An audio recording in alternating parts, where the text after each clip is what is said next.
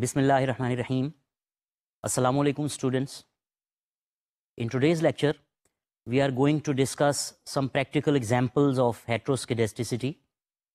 As you remember, heteroskedasticity is a problem that we face while performing different regression analysis like simple or multiple regression. So normally, this is a post-regression analysis. We call it a diagnostic test. You briefly have studied how we perform these tests, but today we are going to take some questions and I am going to show you how to perform these tests actually. So let's have a brief review of what heteroskedasticity was. Heteroskedasticity is a problem that you check after performing a regression. So it is related to the regression model that you are using. For example, if you are using a simple regression model or a multiple regression model, it depends on the model.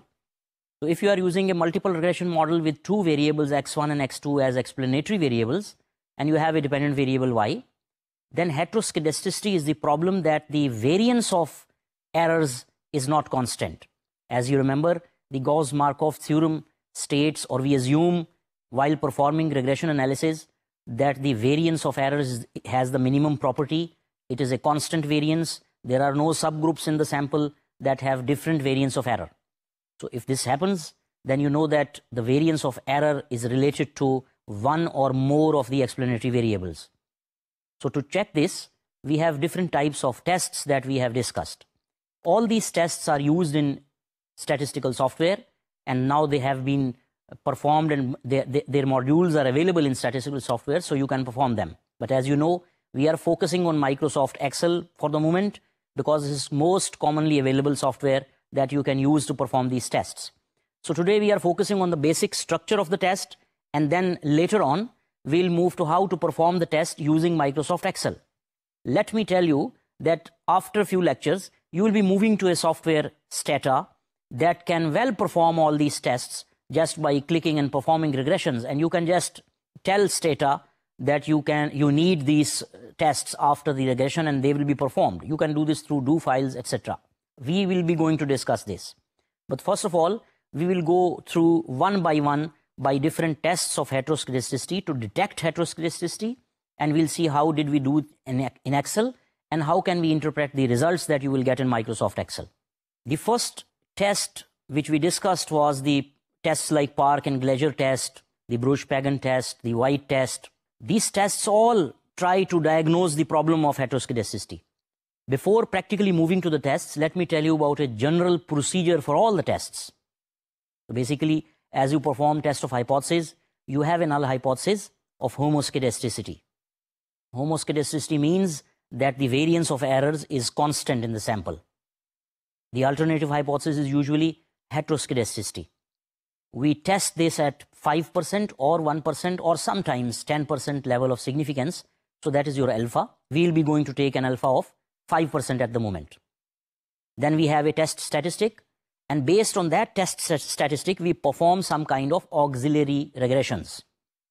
What type of auxiliary regression is performed? It depends on the type of the test. So when you perform these auxiliary regressions, you get some results like R square, which is the coefficient of determination, and you use that to either calculate the Lagrangian multiplier or the LM test, or you need to calculate the F statistic. On the basis of LM or F, you make your or frame your conclusions. So first, the general procedure is the same for all the tests. The only difference is that what type of auxiliary regression you are going to perform. For example, in the slide that you are seeing, you have the H0 and H1 given as I told you. You have an alpha of 0.05 or 0.01, which means 5% or 1%. You have two basic test statistics. One is LM, which is the Lagrange multiplier, which is equal to n times R square, where R square is the coefficient of determination. Now this value of R square is dependent on the auxiliary regression that you will be performing. So whatever the auxiliary regression is, it will give an outcome of an R square, that is the coefficient of determination or explanatory power of this new auxiliary regression, and then you will calculate the LM. Similarly, the same coefficient of determination will provide you with an F statistic. One of the exceptions is the Goldfeld-Quandt test. As you remember, in the Goldfeld-Quandt test, we divide the data into two subsamples and perform two different regressions on the subsamples. Besides the Goldfeld and Quant test, the other tests only calculate LM or F and test it on chi-square, whether the value is greater than the tabulated value or no, and then we make our conclusions. So this is just a general procedure. As you are seeing, the region of rejection is given as a general procedure. LM is greater than the chi-square at K, where K is the number of parameters that you estimate. Remember that in some books, K is given as the number of explanatory variables. So it depends how did you define K. If K is number of the explanatory variables, then you will test chi-square at K plus 1. But as we defined K as the number of parameters that we estimated, that is the number of explanatory variables plus 1, so we test the chi-square at the value K. Similarly, F is checked at alpha, that is the level of significance, and K minus 1 and N minus K degrees of freedom, where K is again defined in the same way as we had done, that is the number of parameters that we estimate. So for Goldfeld Quant test, we use only the F statistic, where F is greater than alpha, N minus C by 2 minus K, and N minus C by 2 minus K again. We do this because you have divided the data into two subcategories, and you omit the middle C observations. So in every subsample, you have only N minus C by 2 observations. Besides the Goldfeld Quant test, the region is F is greater than F alpha, K minus 1 and N minus K, which is the usual F test. This is a general procedure for all the tests that you will be performing. Let me repeat that the only difference is how do you perform and what auxiliary regressions you perform. The rest of the conclusions and everything is almost the same. The first test that was usually done was the Goldfeld Quant test, although now it is not very popular. The software have developed other tests like Bruch-Pagan test and White test. White test is very popular. But to know how did the researchers perform the Goldfeld Quant test, we had discussed its general procedure. Now we are going to take an example. This example will be available to you with your lesson notes in different Excel files. All the data that we are going to use here will be available to you in Excel files in the spreadsheet. So first of all, we speak of Goldfeld Quant test for detecting heteroscedasticity. The idea of heteroscedasticity was that there may be different subgroups in the sample or subsamples that may have different variance of errors. So if this is the case, then heteroscedasticity may cause some problems. So to detect this, an idea was to divide the sample into two subsamples by omitting the middle C observations. C can be roughly 10 to 20% of the total data. Usually, the researchers take 20% of the total observations and exclude them and then take the upper subsample and the lower one. But remember, we need to sort the data according to the variable that we suspect is causing heteroscedasticity. So if X is causing heteroscedasticity, you need to sort it by X and then omit the middle C observations, and you have two subsamples, subsample 1 and 2. You perform regressions on both separately, compute your R-square, and check the equality of variance of both populations based on the F statistic. So please look at the slide where you have the results provided by Microsoft Excel based on the data that you will be provided in the file hsk.xlsx. So first of all, see that we have data on saving and income. Saving is normally treated as a function of income in economics and finance. So saving is your dependent variable and income is your independent variable. So we hypothesize that maybe saving has a relationship, is a directly related variable of which is dependent on income. So the boxed items are excluded. For example, we have 5 observations in the upper sample, subsample, and 5 observations in the lower subsample. So we have omitted the middle 3 observations. So the value of C is 3. For the upper subsample, you have the results of line st command in Microsoft Excel, which are given on your left of the table. And in the lower sample, also on the left, you have the results by the line st command for applying regression on this lower subsample. Remember that this is just to teach you. Usually the samples are not so small. You have very large number of observations. But here you have just 13 observations.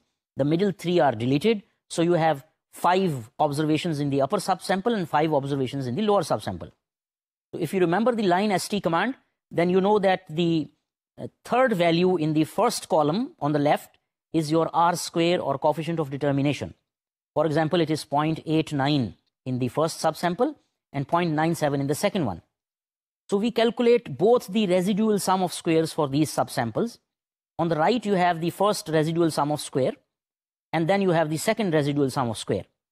F here is defined as the ratio of the residual sums of squares. But remember that we have to divide the higher residual sum of square on the lower value of the residual sum of square. So the high RSS divided by low RSS gives you 11.67678, as you are seeing. So now come to the table value of F, by which we will compare our calculated F and decide whether there is heteroscedasticity or no. So you know that C is 3. This is the number of observations we omitted. Then you have the first degree of freedom and the second degree of freedom. Here, especially as both the subsamples have the same number of observations, so you have the same number of degree of freedoms, that is 3. That is n minus c by 2 minus k, where again k is the number of parameters that you are estimating. Here you are estimating 2 parameters. So you get 3 as the degree of freedom. So if you remember, we can have the value of tabulated F by using Microsoft Excel, although you can download the tables, or you have tables of F and T and chi-square on the back of almost every book of statistics and econometrics. But it is better to use Microsoft Excel as you are performing the regression over here. So f.inv.rt for right-tailed at 0.05 and 3 and 3, the degree of freedom gives you 9.27. So if your calculated value of F, which is the ratio of the residual sum of squares, is greater than the value you get from the table, in this case you are getting from Microsoft Excel the inverse F distribution, the right-tailed one. If the value is greater, then you will reject H0 and conclude that there is heteroscedasticity. So in this case, the value is greater than the tabulated value, and we have detected heteroscedasticity in this sample. So this was a performance of the Goldfeld quant test, which divides the sample into 2 categories, basing their idea on the fact that heteroscedasticity is defined as different variance. Hetero means different and skedesis means variance. So in this case, you have found that the variance of errors is not constant in this sample, and you have 2 subgroups that have different variance of error. The next test that we perform is called the Park-LM test. Basically, the auxiliary regression is that we regress the log of the error square, that is the log of squares of the residuals, on the log of the variable, the explanatory variables. Particularly in the case we are taking, we have one explanatory variable, so we will be regressing the log of E square on that log of that explanatory variable. And then we will compute an R square, that is the coefficient of determination, and then we will perform the F test to detect whether there is heteroscedasticity or no. Remember that heteroscedasticity means different variances of errors in one sample. You can say the variance of errors is different in subsamples. So in this case, the data provided to you in Microsoft Excel is given in this slide, where you are seeing that we have 2 columns on saving and income. So as we normally run the actual regression first, so we will run a regression saving on income and then compute the errors. As you know, the error is the difference between the actual values of Y and the fitted values of Y. So when we get the errors, we'll perform their square using Microsoft Excel. It's very easy. Then you need the log of income and the log of errors square. In this case, you will regress the log of E square on the log of income and perform the F test. So as you are seeing in the next slide, we have performed this test. We regress the normal dependent variable on the explanatory variable. So we regressed saving on income. We got the results, and then we computed the residual sum of squares, and now we regressed the residual sum of squares log on the log of income, which was the explanatory variable. So you are seeing the results of this regression, this auxiliary regression. So this is not the actual regression, remember. The R square from the actual regression is different, and here you will have a different R square, which is based on the regression line log of squares of error on log of income. The R square is 0.063. It is very low. So we can use both LM and F statistic to perform the conclusions. So if you know, the LM is defined as n times the coefficient of determination, that is 13 times 0.0634, which gives you a value of 0.82. And the chi-square value, which we get by using the function chi-sq.inv.rt, RT for right-tailed, INV for inverse. This is the formula used in Excel. And that is 3.8414. So as LM is greater than the chi-square, the condition is not met, and we cannot reject H0 and conclude that errors are not heteroscedastic. So there is no heteroscedasticity. If this is the case, maybe the F test also will be giving the same results. So F is R square over 1 minus R square into N minus K over K minus 1. So N minus K here is 11 and K minus 1 is 1 as K is 2. So the value of F is 0.7446. The tabulated value can be computed using the function f.inv.rt in Microsoft Excel, which is 4.84. Again, you will compare the value of F with the tabulated value. If it is greater, we reject H0, but here it is not greater, so we cannot reject H0, and we conclude that the errors are not heteroscedastic according to the Park-LM test. So you see, the basic steps are the same, but you have performed an auxiliary regression log of E square on the log of the explanatory variables. In the next test, we'll again perform a different auxiliary regression and use the usual LM and F tests. The test is called Harvey-Godfrey test, and we use the same steps of H0 and H1, heteroscedasticity and homoscedasticity and a heteroscedasticity. We have the level of significance of 5%, and we perform the auxiliary regression, get the R square, and compute either the LM or the F statistic and compare the results with the tabulated values to frame our conclusions. So in the slide that is provided to you, the data is on saving and income. We have run the normal regression saving on income and performed the calculation of errors using Microsoft Excel. Then we get the squares of errors, and we need the log of E square. So as you remember, in the previous test, we used the log of E square and regressed it on the log of income. But this time, we are regressing log of E square on the normal absolute value of incomes. So as you are seeing, the results are performed using Microsoft Excel. We'll move straight away to the line st command, which performs the regression and provides you with an R square value of 0.087. The LM has the usual formula, n times R square, which is 1.13, and the chi-square value, the tabulated one, is 3.84. Again, we computed this value using Microsoft Excel's chi-sq.inv.rt function. So the region of rejection was that if LM is greater than this chi-square value, we'll reject H0 and conclude that errors are heteroscedastic. But this time, the value that we have computed on the basis of the R square of the auxiliary regression is 1.13, and that of chi-square is 3.84. The condition is not met. So we don't reject H0, and we conclude that there is no heteroscedasticity. Similarly, we perform an F test by computing F from this new R square, and the value is 1.04, which is much less than the table value of 4.84, which we got by using the Microsoft Excel function f.inv.rt, providing three arguments, that is the level of significance, k minus 1, and n minus k. As you are seeing, f.inv.rt, and the arguments are 0.05, 1 and 11. 1 is your k minus 1, and 11 is n minus k. K is 2. Remember that k is the number of parameters that you estimate, or we define it in this way. So as this condition also is not met, so we say that heteroscedasticity, we don't find evidence of heteroscedasticity using the Harvey-Godfrey test. In the new test, which is the Glazer's test, we perform various auxiliary regressions. As you remember, we performed one auxiliary regression in the previous test, and then computed the LM and the R square and LM and the F test. But this time we are going to perform a set of auxiliary regressions. As you will see in the coming slides, we have performed 2-3 different regressions, which are the auxiliary regressions, and on basis of each of them, we are using the F or LM to perform the test of hypothesis that the errors are homoscedastic. So in this case, as we are using various auxiliary regressions, so we are able to detect the type of heteroscedasticity as well. For example, normally we perform an auxiliary regression log of E squares on log of income, as we did, or log of E square on any of the explanatory variables or all of them, or their logs. So in this way, we are not able to detect actually what type of heteroscedasticity is present. So in this new test, this is Glazer's test. I call it a new test because you are doing it now. We perform different auxiliary regressions, and on the basis of each of them, we make our conclusions. So we are able to, in some cases, detect what type of relationship exists between the variance of errors and the explanatory variables.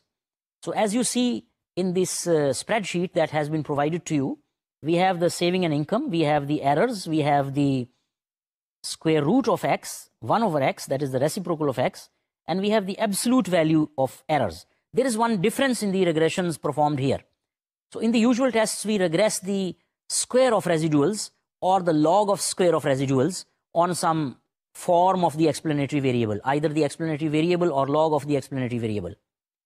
So in this case, we are not using the square of errors. We are just computing the absolute value, the modulus of E of errors, and regressing that absolute value of E on either of square root of x or 1 over x or any other format that we like to use.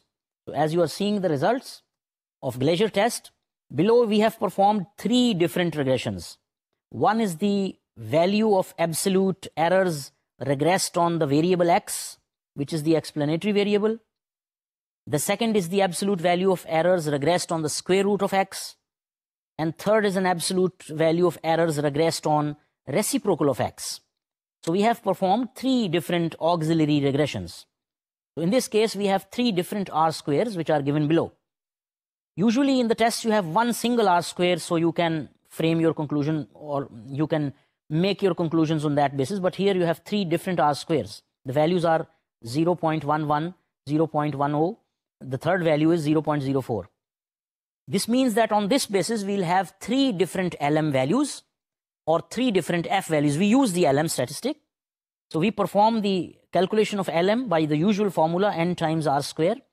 And we get 3 different values, 1.51, 1.32, and 0.58. So the computed value using Microsoft Excel chi-sq inverse right-tailed function is 3.84.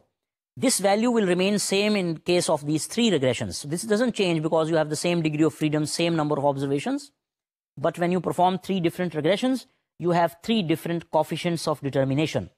So in this case, 3 of them, the coefficients of determination and the LM that is computed on the base of that coefficient of determination, have a value lower than 3.84. So the condition that LM is greater than chi-square is not met in all 3 cases. We have strong evidence not to reject H naught.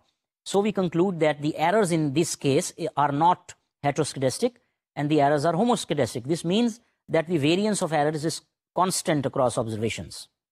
One of the popular tests that is incorporated in different software is the Bruch-Pagan test. According to this test, we perform the normal regression. We run an auxiliary regression square of errors on the explanatory variables. This time we are not going to take the log of the explanatory variable or the square root of explanatory variable. We are just using the simple form of the explanatory variable. We may have one or more explanatory variables. So in this example that we are using, we have only one explanatory variable. So we have a simple regression line to perform. That is easy using Microsoft Excel. There are 2 options. One, you can use the data analysis tool pack, or you can use the line-st function to perform the regression. As this is a simple regression, only in the case of a simple regression, you can also use the formula slope and intercept to compute the values of A and B. And remember that the R square that we are computing here is the coefficient of determination. It is not the square of the correlation coefficient. But you must remember that in case of a simple regression line, the square of the correlation coefficient and the coefficient of determination have identical values. So we can just use the correlate formula, correl, in Microsoft Excel to directly compute the R square in this case. If you have multiple regression with more than one explanatory variables, then it is not possible. You have to use either of data analysis tool pack or the line-st command. So in this simple case, we perform a simple regression in this test by regressing the log of squares of these squares of residual, not the log, on the explanatory variables values. So we need to perform a simple regression, say savings as a function of income, compute the R square, and then perform the compute also the residuals and perform a regression squares of residuals on the explanatory variable, because we are doubting that maybe the square of residuals or the variance of errors is related to one or more of the explanatory variables. In this case, we have only one explanatory variable.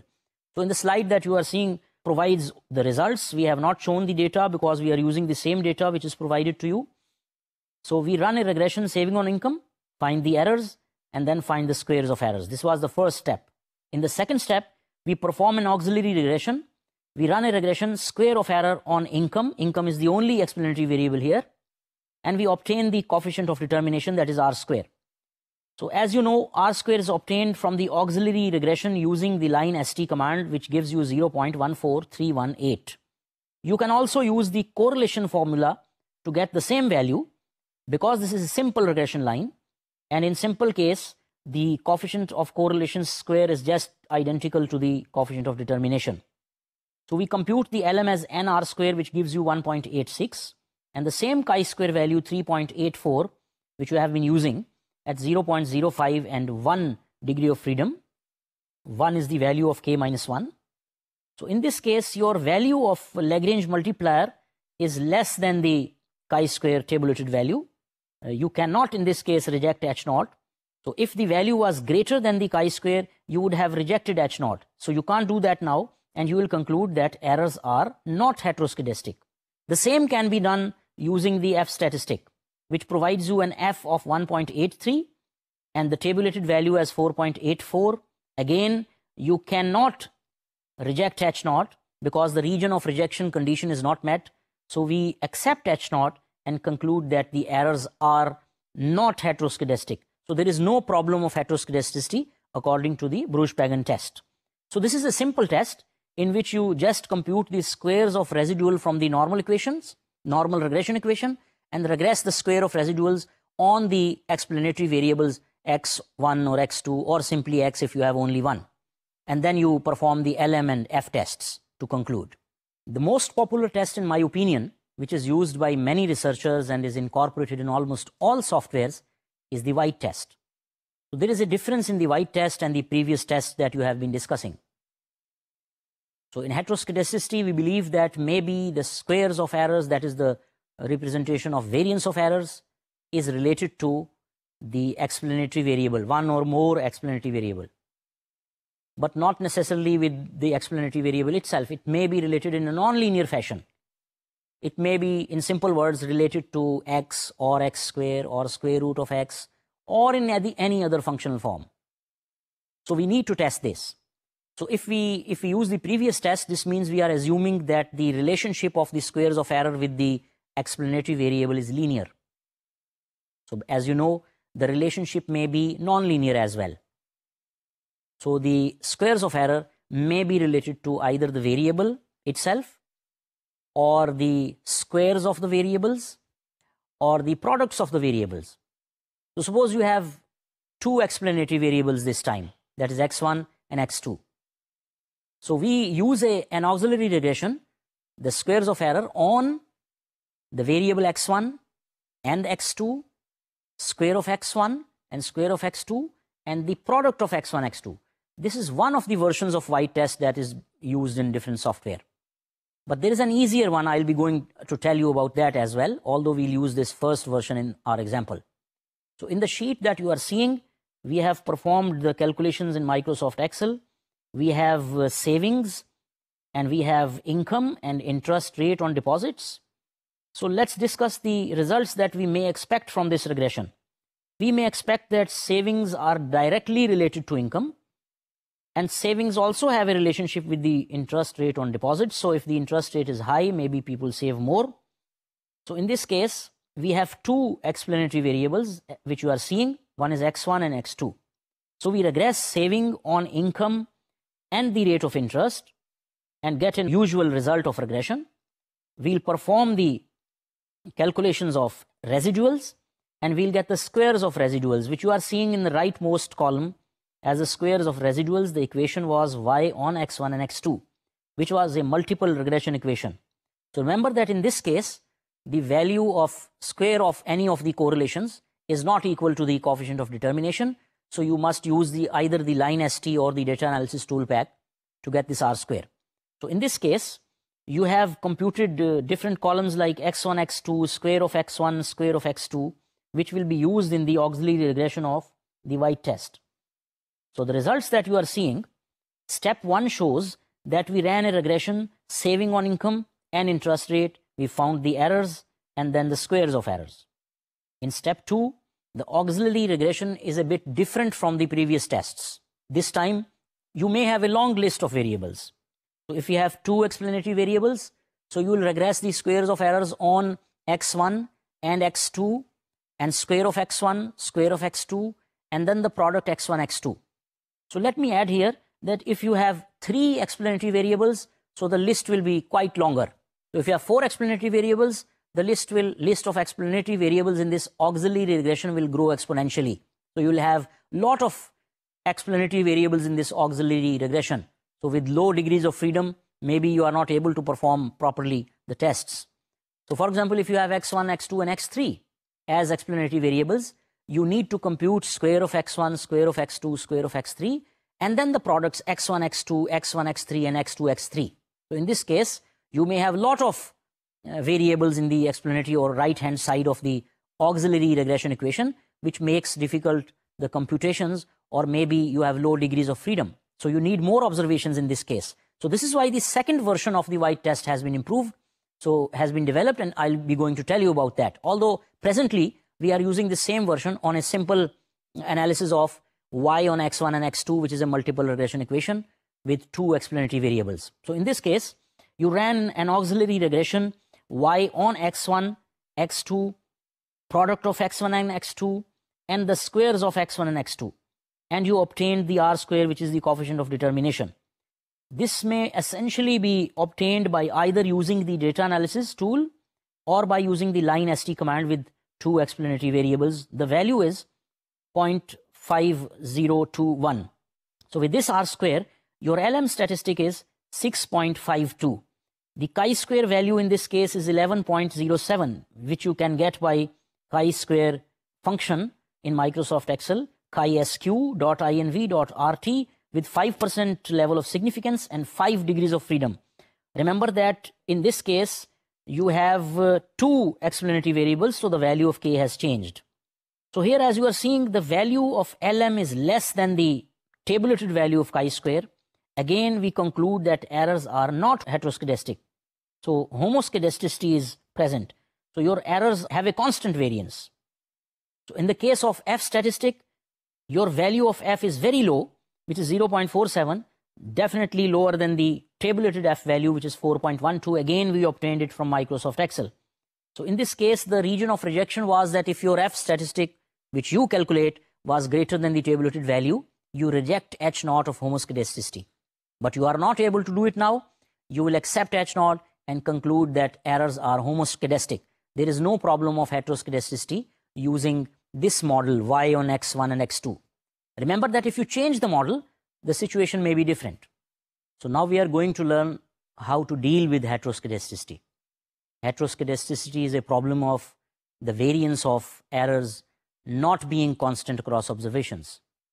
So you have studied different methods of detecting heteroscedasticity.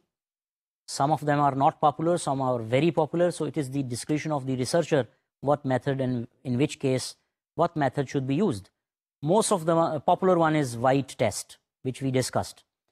So now we need to know what to do if we find heteroscedastic errors or we detect heteroscedasticity in our data using different tests. So there are various approaches, and these approaches that we are going to discuss are not exhaustive. So you may have other approaches as well, but these are the most common and you can use any one of them. So the first method, for example, is to look into the model's specification and transform your variables possibly. Because one of the major reasons of finding heteroscedastic errors is that you have misspecified your model.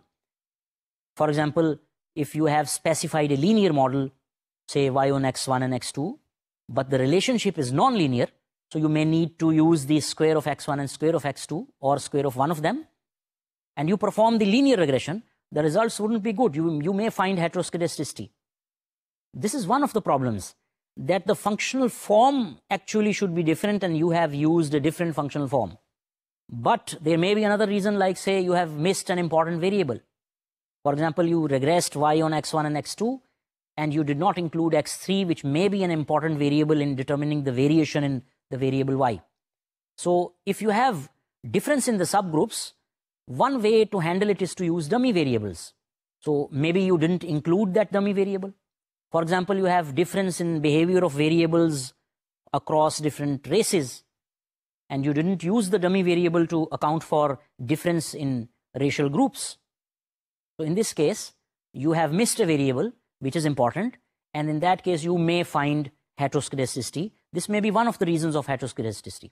Another solution in this case, instead of changing the model, you can use panel data econometrics. For example, usually you have time series data or you have cross-sectional data.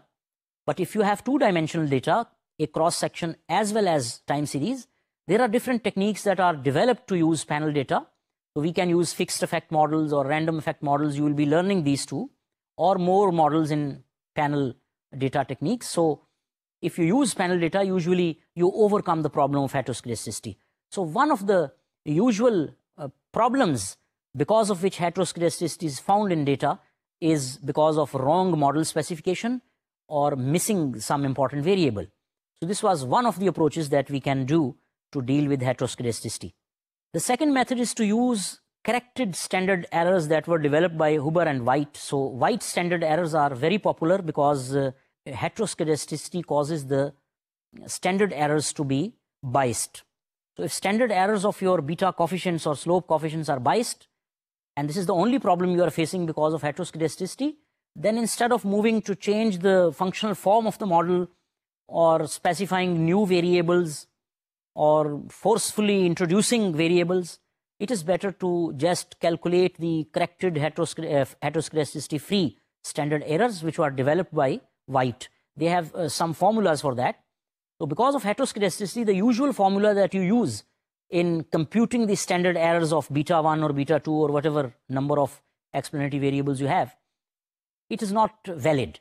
So you have to change the formula. So specific formulas are developed by White. So White's idea is to use simple OLS, as you should do in this case, if the heteroscedasticity is properly removed by just correcting your standard errors, because maybe the heteroscedasticity is only affecting standard errors and is not affecting your forecasting abilities, or the consistency of your estimators or the biasness of your estimators is not a problem. So in this case, you will just correct for the standard errors and use those standard errors for performing your usual individual variable significance test, which is a t-test, and go forward with the same regression instead of changing the model specification. So the formula for White standard error is given in this slide, which is a bit different from the usual formula. As you are seeing, the variance of beta 1, which I call a White variance of beta 1, is given here. So for a simple regression line, the White estimator of error variance is this. But if the line changes, for example, you have multiple regression line with several variables, there may be a change in this formula. So with a simple regression line, you have a variable y and x. You don't have x1 and x2, so you have a simple formula for that. This is easier. So we estimate the variance of errors with the help of a sample error variance taken from the sample, using the squared residuals for each observation as the estimate of its variance. So this method is called using White standard errors. So another approach is to use different regressions. As I told you in the previous two methods, we normally sometimes don't need to change the type of the model, because if it is linear and we have just missed a variable, we include a variable.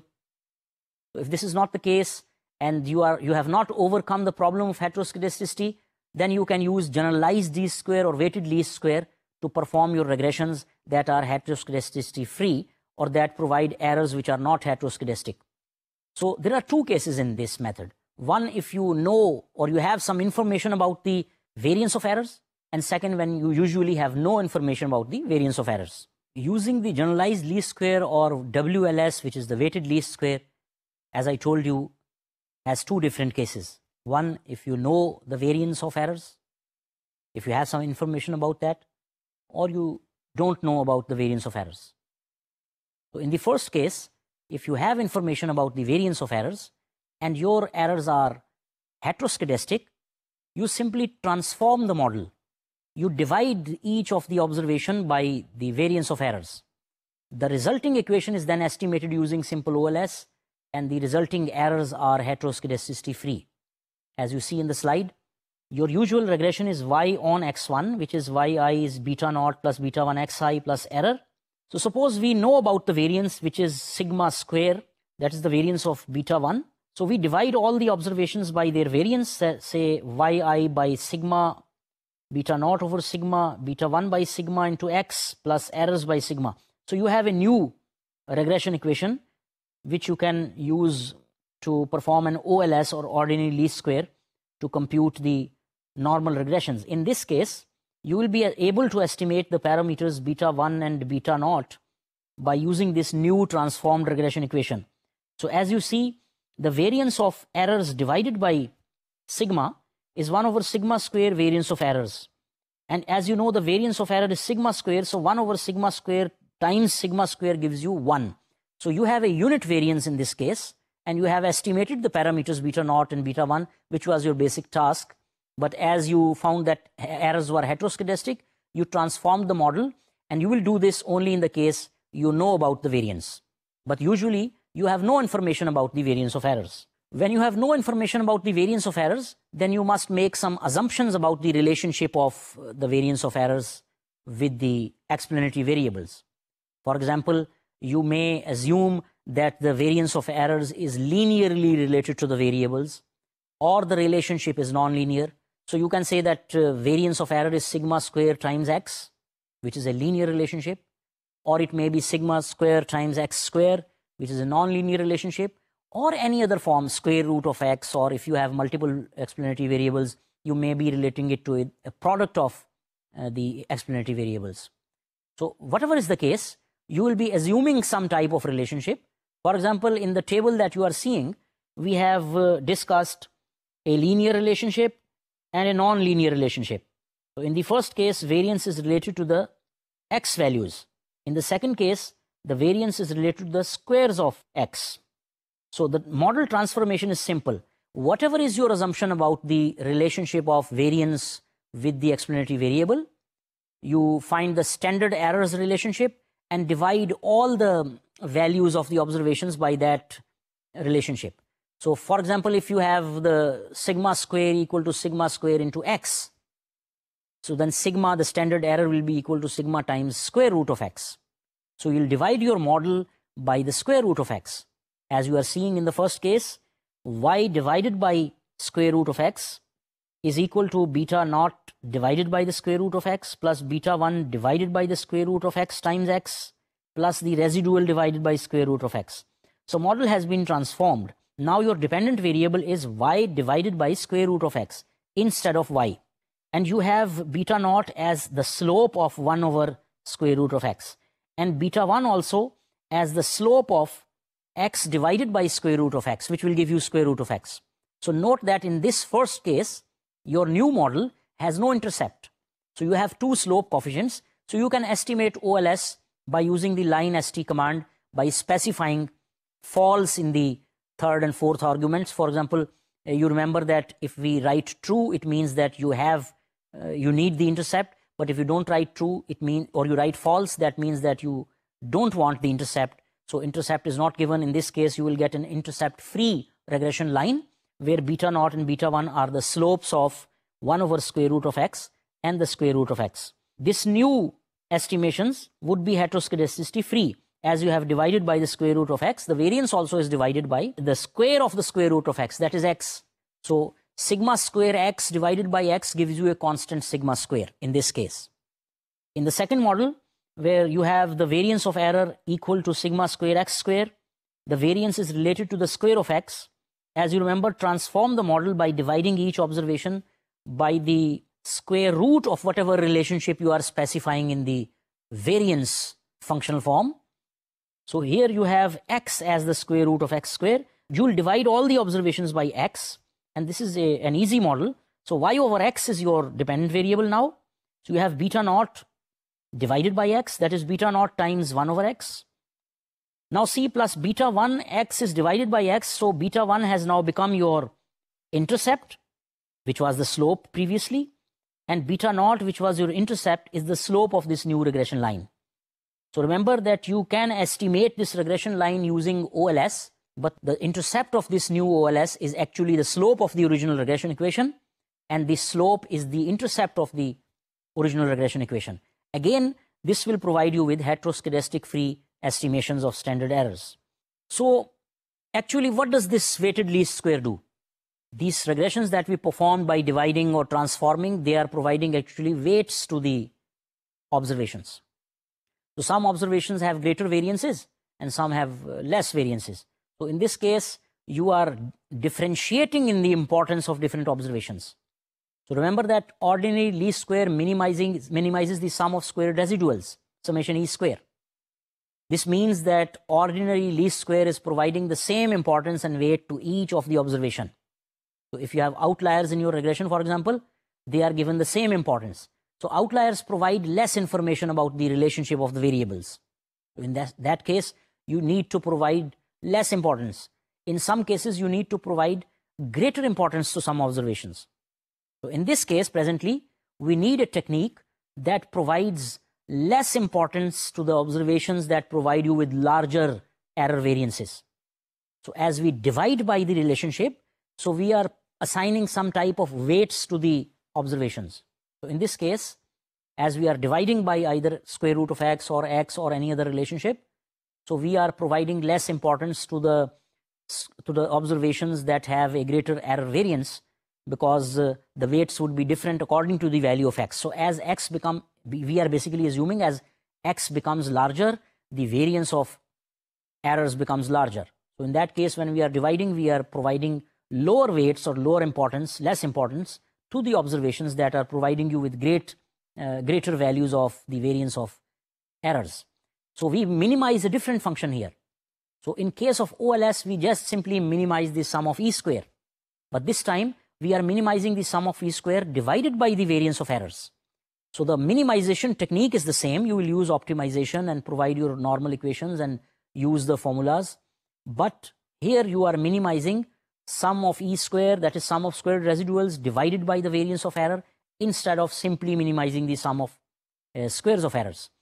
So as WLS provides different weights to different observations, so the observations which have more information about the relationship of the variables, which have less variance of errors, are given more importance, and the values which provide less information and which have greater error variances are given lower weights. Now let's take an example where you find heteroscedastic errors, and let's see how to remove these heteroscedasticity problem. So this example is provided to you in the Excel worksheet hsk-removal.xlsx, which is an Excel file. So you will be getting this file with your lesson notes. So using the data in that file, which has 20 observations, we performed the White test and the Bruch-Pagan test and found that there was heteroscedasticity. Then later, we used an assumption. The variance of errors was not known. So we used an assumption. We assumed the relationship of variance of errors with the variable x, and that worked because when we performed this transformation, which I'll show you, we estimated the beta coefficients without heteroscedastic errors. So see the example. Here you are seeing that the basic regression line is y on x, which is y is equal to beta naught plus beta 1 into x plus errors. This is based on 20 observations. And since you have two parameters to be estimated, as we define k as the number of parameters, the value of k is 2, n minus k is 18, k minus 1 is 1. So when you performed the Bruch-Pagan test by regressing squares of errors on the variable x, we got an R square of 0.22, which gives an LM of 4.56. And the value of f is 5.32, the computed value of f, which is based on the R square that we got from this auxiliary regression of E square regressed on x. So both the values of f and chi-square could be computed and seen from Microsoft Excel functions for computing the inverse f and chi-square distributions. This is 4.41 and 3.84. So as both the values of LM and f, which we calculated, are greater than the table values of chi-square and f, so we conclude that according to this test, there is presence of heteroscedasticity. We reject the H naught of homoscedasticity and conclude that the errors are heteroscedastic. To verify, we use another test, which is the White test. So as you know, we perform the regression of E squares on the explanatory variables, the products of the explanatory variables, and the squares of explanatory variables. But here we have only one explanatory variable. So we will perform an regression E square on the value of x and the value of x square. There is no product term as we have only one explanatory variable. So when we perform this regression, the results are in front of you.